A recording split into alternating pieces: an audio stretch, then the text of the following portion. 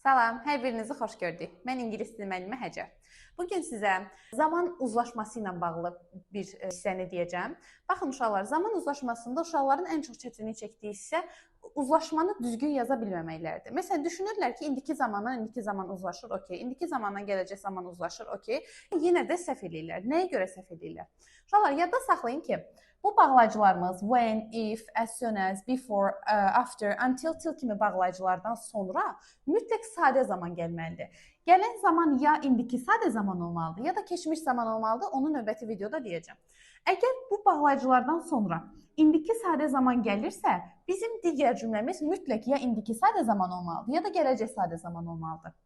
Yəni mən soruşsam ki, indiki zaman hansı zaman uzlaşır? Deyəcəksiniz, indiki zaman ya indiki zamanla uzlaşır, ya da gələcək zamanla uzlaşır. Soruşsam ki, gələcək zamanla uzlaşırmı? Xeyr. Çünki baxın, burada gələcək var, amma bu hissədə gələcək zaman yoxdur.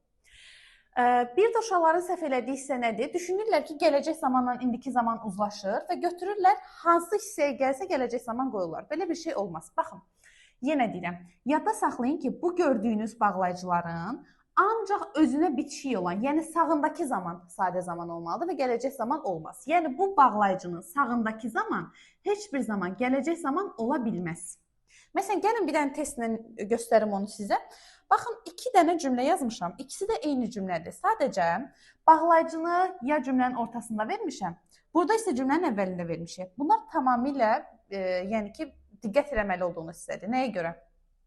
Yenə deyirəm, bağlayıcının bitişik olduğu zaman yalnız hansı zaman olmalıdır? İndiki sadə zaman olmalıdır. Yəni gələcək zaman olmaz. Testdə ya bu formada verəcək, sizi çaşdıracaq, ya da bu formada verəcək. Baxın, bağlayıcının bitişik olduğu zamanda gələcək zaman olmaz. Ona görə bunu silirəm, doğru cavabımız olur B variantı.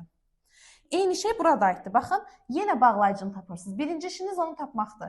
Bağlayıcının bitişik olduğu sağındakı zaman gələcək zaman ola bilməz. Onda mən bu hissəni atanda doğru cavabım qalır A variantı. Bu qədər.